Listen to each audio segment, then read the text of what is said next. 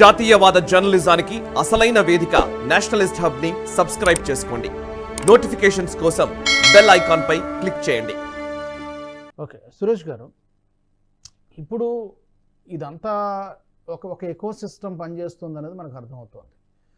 ఇప్పుడు ఇది ఇలా చేసినట్టే బీజేపీ కూడా అలా తిరిగి చేస్తే పరిస్థితి ఏంటి? అలా చేస్తుందా? ఫస్ట్ ఆఫ్ ఆల్ అదొక పెద్ద క్వశ్చన్. అలా చేసే ఉద్దేశం ఉంటే ఎప్పటికీ చేసి ఉండాలి.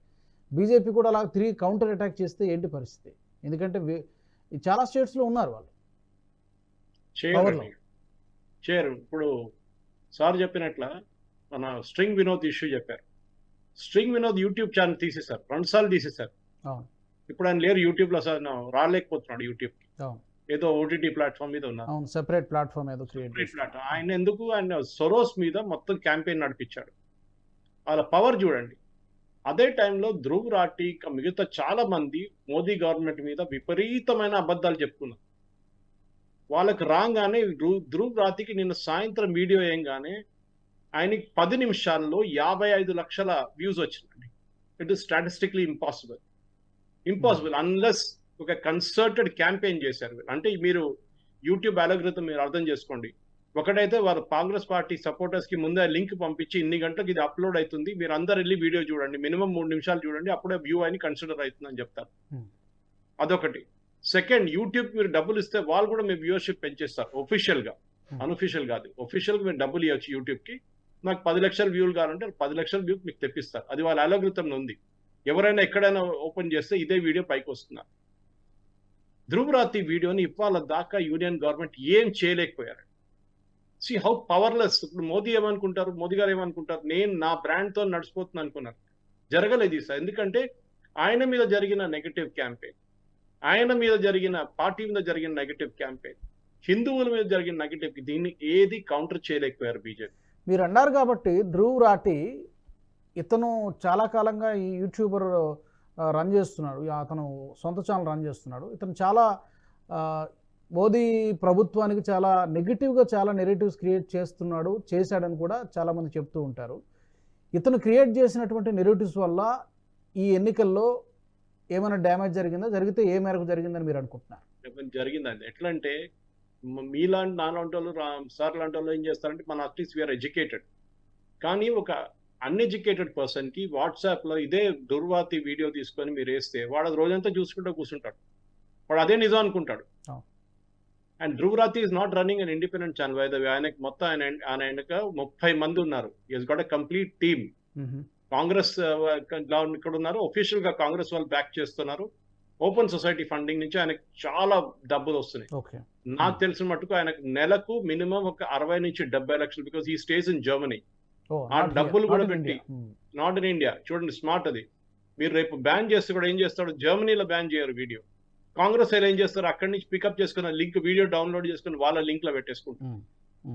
ఇది ఈవెన్ దిస్ గై జుబేర్, వాడు ఎప్పుడు చూసినా కానీ ఫ్యాక్ట్ చెక్ అని చెప్పి రిపోర్ట్ చేస్తాడు వీడియోలన్నీ. ఏ వీడియో బీజేపీ వైపు నుంచో రైట్ వింగ్ వైపు నుంచో అప్పుడే ఇమ్మీడియట్ రిపోర్ట్ చేస్తారు. ఏది, అది కూడా మినిమం 2 లక్షలు 3 లక్షల మంది కలిసి రిపోర్ట్ చేస్తారు. యూట్యూబ్ వాళ్ళు తీసేస్తారు, లేకపోతే ట్విట్టర్ వాళ్ళు తీసేస్తారు. కానీ ఇవాళ దాకా కాంగ్రెస్ నుంచి వచ్చిన, ఇప్పుడు నా ట్విట్టర్ హ్యాండిల్ ఓపెన్ చేస్తే రాజు గారు మీరు బిలీవ్ చేయరు, నాకు ఒక్క ప్రో మోదీ ట్వీట్ కనిపించదు నాకు. అంటే నా అకౌంట్ ని కూడా వీళ్ళు షాడో బ్యానింగ్ అంటుండే ముందు, అంటే మీకు రీచ్ తగ్గించేయగలరు. ఈ షాడో బ్యానింగ్ కాదు, మీ ఫీడ్ మీద వాళ్ళ ఫీడ్ వచ్చి పడుతుంది. అంటే వాళ్ళు క్లియర్ గా వాళ్ళు ఒక అలకృతం వర్కౌట్ చేసుకున్నారు. నేను ఒక్కరే కాదు, చాలా మంది రైట్ వింగ్ హ్యాండిల్ వాళ్ళు చెప్తున్నారు. మా హ్యాండిల్ ఓపెన్ చేయగానే మిగతా అన్ని కాంగ్రెస్ వైపు నుంచి వస్తున్న నెగటివ్ ఫీడ్స్ వస్తూనే ఉంటాయి, ఇంక్లూడింగ్ చిదంబరం. అది ఇంకోటి చూడాలి, బీజేపీ వైపు నుంచి నిర్మలా సీతారామన్ గారు కానీ మిగతా వాళ్ళు ఒకసారి once they mood out of the system, Piyush Goyal లాంటి వాళ్ళు once they mood out of the system, బీజేపీలో కొత్త స్పోక్స్ పర్సన్స్ ఎఫెక్టివ్ గా అస్సలు లేరండి. సంబిత్ పాత్ర కూడా లేడు ఇప్పుడు. నాకు అర్థం కాదు, కొంతమందిని ఎంపీలు చేసుకుని మన ఆంధ్ర వైపు నుంచి ఒకరు చేసి పెట్టారు అక్కడ, ఆయన కూడా స్పోక్స్ పర్సన్ ఉంది. ఇప్పుడు ఎవరు లేరు బీజేపీ వైపు నుంచి. 2-3 షహజాద్ పూనావాలా వస్తారు, ఇంకా 2-3 వస్తారు, కానీ ఎవరు లేరు. కానీ వాళ్ళు కూడా దే డోంట్ ట్వీట్, చేస్తారు అప్పుడప్పుడు. కానీ చూడండి, చిదంబరం ఇస్ ట్వీటింగ్,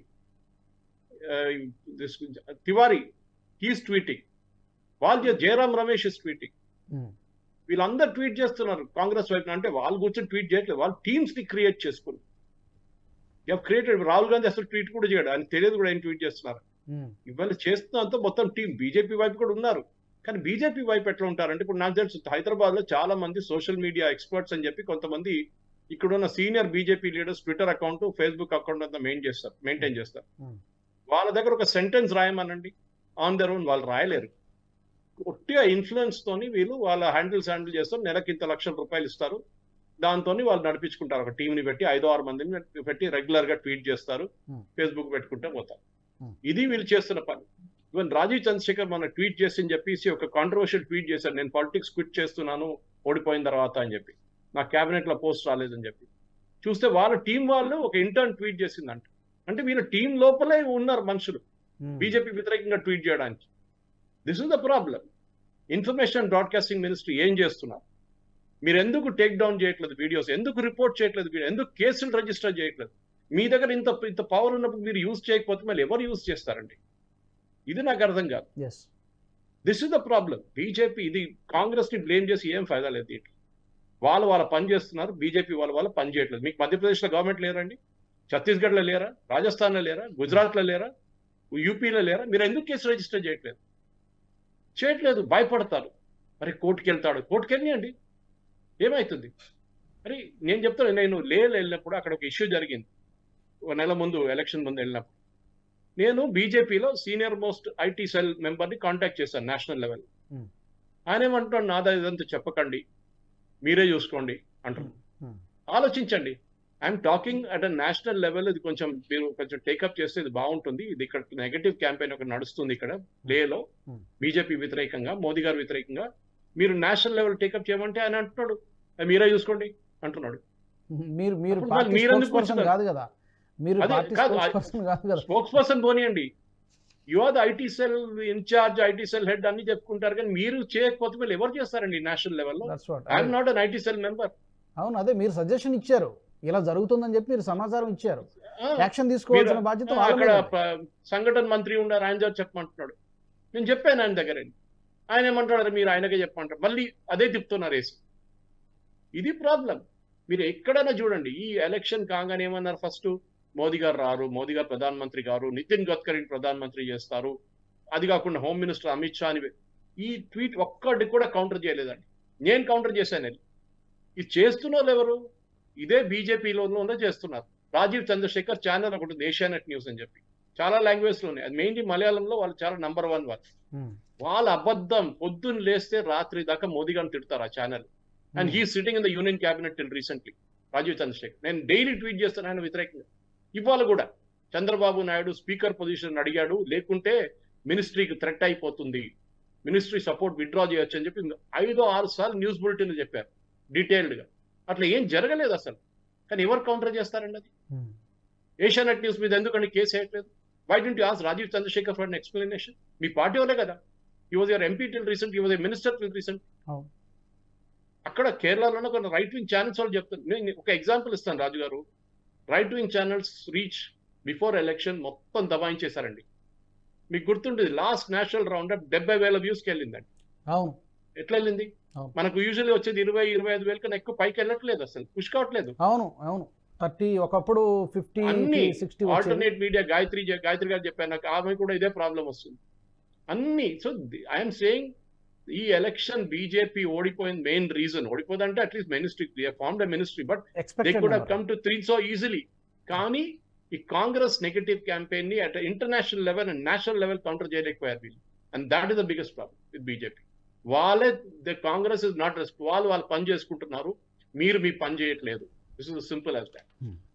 ఈ వీడియో మీకు నచ్చినట్టయితే లైక్ చేయండి, 10 మందికి షేర్ చేయండి, అలాగే కామెంట్ల రూపంలో మీ అభిప్రాయాలను మాతో పంచుకోండి. Nationalist hub group of channels ను సబ్స్క్రైబ్ చేసుకుని తెలుగునాట జాతీయవాద జర్నలిజాన్ని ప్రోత్సహించండి. ఈ వీడియో కింద ఉన్న బెల్ ఐకాన్ పై క్లిక్ చేయడం మర్చిపోవద్దు.